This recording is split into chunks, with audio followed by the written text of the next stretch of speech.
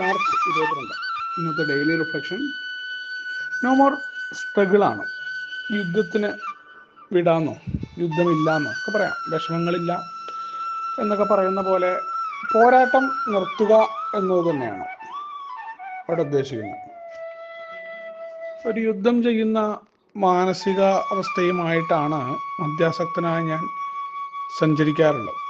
പലപ്പോഴും ഞാനത് അറിയില്ല. എന്തിനോടെങ്കിലുമൊക്കെയുള്ള ഒരു യുദ്ധം നടന്നുകൊണ്ടിരിക്കുന്നുണ്ട്. ഏതെങ്കിലും തരത്തിലുള്ള പോരാട്ടമാണ് അത്. ജീവിതത്തോട്, ആളുകളോട്, അങ്ങനെ പല പല കാര്യങ്ങളോടാണ്. പരാതികളും പരിവട്ടങ്ങളും എപ്പോഴും പറയുന്ന ആളുകൾ കൂടുതൽ നന്നായി പെരുമാറിയിരുന്നെങ്കിൽ, എൻ്റെ സാഹചര്യങ്ങൾ ശരിയായി, സാഹചര്യം, ആളുകൾ, ഇതൊക്കെ കുഴപ്പമായതുകൊണ്ട് മദ്യം കടന്നു വന്നു എന്ന് പറയുമ്പോൾ, പ്രോഗ്രാമിലേക്ക് കടന്നു വരുന്ന ഏറ്റവും പ്രധാനപ്പെട്ട ഒരു സ്റ്റെപ്പ് എന്ന് പറയുന്നത് മൂന്നാമത്തെ പടി തന്നെയാണ്. അങ്ങനെ മദ്യത്തിന് മുന്നേ ശക്തീകരനാണെന്നും നിയന്ത്രിതമായ ജീവിതത്തെക്കുറിച്ചും എന്നെ കൊണ്ട് ഒറ്റയ്ക്ക് സാധ്യമല്ല എന്നുള്ള ബോധ്യവും വന്നു കഴിഞ്ഞാൽ ജീവിതത്തെ ജീവിതമാകുന്ന രീതിയിലേക്ക് നേരിടണം.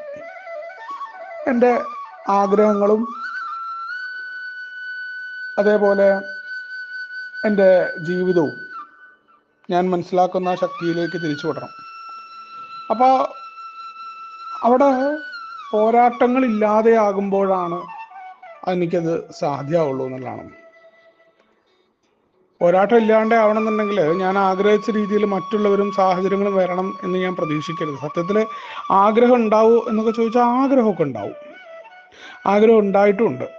പക്ഷേ ആ ആഗ്രഹത്തിനനുസരിച്ച് കാര്യങ്ങൾ നടക്കാതെ ആകുമ്പോൾ ഇതിങ്ങനെയാണ് എന്നാണ് പലപ്പോഴും പറയാറുണ്ട് പല ആളുകളും. എനിക്കത് മറക്കാൻ പറ്റുന്നില്ല, അവരെ ഇങ്ങനെ ആക്കാൻ പറ്റുന്നില്ല, ചില പ്രശ്നങ്ങൾ വ്യക്തിപരമായിട്ടുള്ള.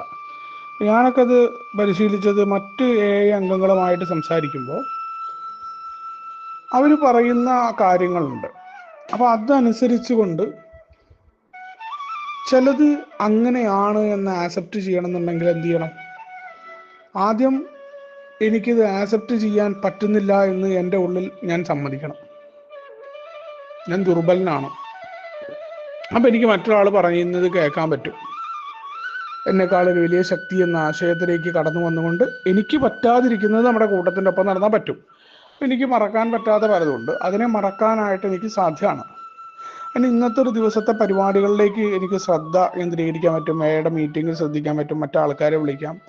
നിർബന്ധപൂർവം നമ്മളൊരു കാര്യം ഓർക്കില്ല എന്ന് വിചാരിച്ചാൽ അത് തീർച്ചയായിട്ടും കടന്നു വരും. അതിന് പകരം സ്വാഭാവികമായിട്ട് മറ്റു കാര്യങ്ങളിലേക്ക് എന്നോട് മുഴുകാനാണ് പറഞ്ഞത്.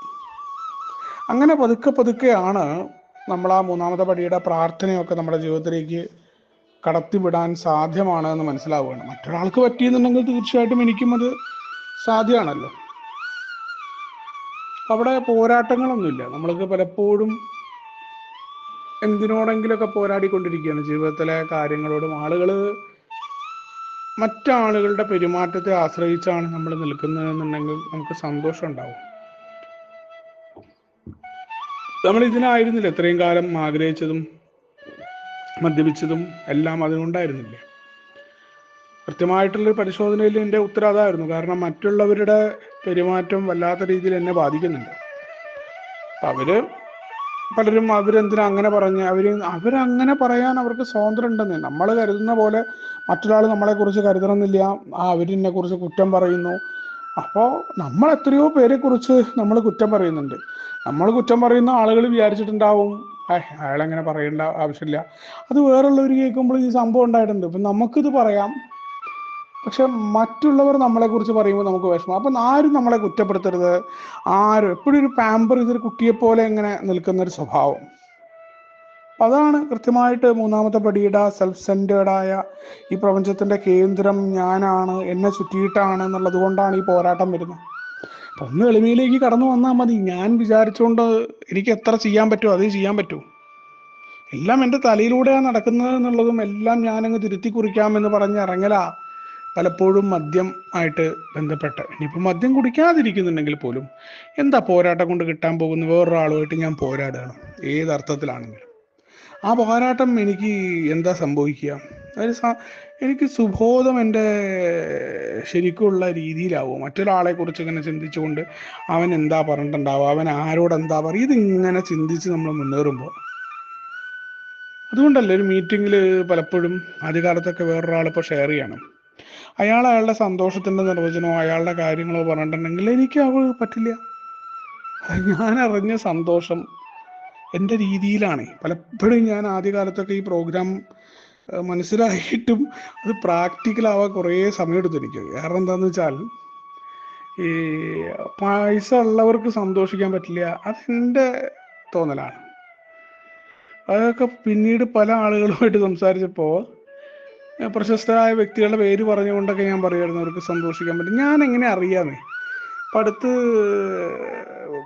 ആൽക്കഹോളിക്സ് അനോണമസിൻ്റെ പുറത്തുള്ള ഒരു സുഹൃത്തുമായിട്ട് അദ്ദേഹത്തിൻ്റെ ജീവിതത്തിൻ്റെ സന്തോഷത്തെക്കുറിച്ച്, അദ്ദേഹം ഒരു ബിസിനസ്സുകാരാണ്, അവരെ സംബന്ധിച്ചിടത്തോളം അവരുടെ വിജയവും അവർക്ക് സന്തോഷമുണ്ട്, സമാധാനം. നമ്മൾ വിചാരിക്കുന്നത് നമ്മളുടെ സ്റ്റേറ്റ് വെച്ച് വേറുള്ളവരെ വിലയിരുത്തുമ്പോഴാണ്, നമുക്കറിയാത്തതുകൊണ്ടാണ്. സത്യസന്ധമായിട്ട് ഞാൻ അദ്ദേഹത്തോട് ചോദിച്ചു, നിങ്ങൾക്ക് ഏതൊക്കെ സമയങ്ങളിലാണ് ആ ഒരു കാര്യത്തിന് വേണ്ടിയിട്ടാണ്, പഠനത്തിന് വേണ്ടിയിട്ടാന്ന് പറഞ്ഞപ്പോൾ അയാൾ സത്യം പറഞ്ഞു. അപ്പോൾ അത് നമ്മൾ അവർക്ക് സന്തോഷിക്കാൻ പറ്റുന്നില്ല, അവർക്ക് സന്തോഷം കിട്ടില്ല എന്ന് പറയാറുണ്ട്. എങ്ങനെയാ അത് പറയാൻ പറ്റുക? ആരുടെയും എനിക്ക് പറയാൻ പറ്റില്ല. അപ്പോൾ കുടിച്ചുകൊണ്ടിരിക്കുന്ന ആൾക്ക് സന്തോഷമില്ല എന്നോ, അയാൾക്ക് ഒരിക്കലും കിട്ടുന്നില്ല എന്നോ, ഏതിൽ വരാത്ത ആളെ കുറിച്ചിട്ടുള്ള വിലയിരുത്തൽ നടത്താനോ ഇതൊന്നും എനിക്ക് സാധ്യമല്ല എന്നുള്ള. എനിക്ക് എൻ്റെ കാര്യമേ പറയാൻ പറ്റൂ. എനിക്ക് ഈ സന്തോഷം കിട്ടുന്നുണ്ട്, നിങ്ങൾക്ക് വേണമെങ്കിൽ വരാം. നിങ്ങൾക്ക് കിട്ടുമോ? നിങ്ങൾ പ്രവർത്തിച്ചാൽ കിട്ടുന്നതാണ് എൻ്റെ അനുഭവം. എനിക്ക് കിട്ടിയിട്ടുണ്ട്, അതെനിക്ക് പറയാൻ പറ്റൂ. അല്ലാതെ വേറുള്ളവർക്ക് കിട്ടിയിട്ടില്ല, പുറത്തെ ആൾക്കാർക്ക് കിട്ടുന്നില്ല, ഒരു കാര്യത്തിലും അത്തരം വിധി പ്രസ്താവനകൾ ജഡ്ജി ആവേണ്ട കാര്യമില്ല എന്നാണ് പ്രോഗ്രാം പറഞ്ഞത്. എല്ലാം ഈ ഒരു സ്വഭാവം ഉണ്ടല്ലോ, മറ്റുള്ള വിലയിരുത്തലുകൾ അത് നിർത്തുക.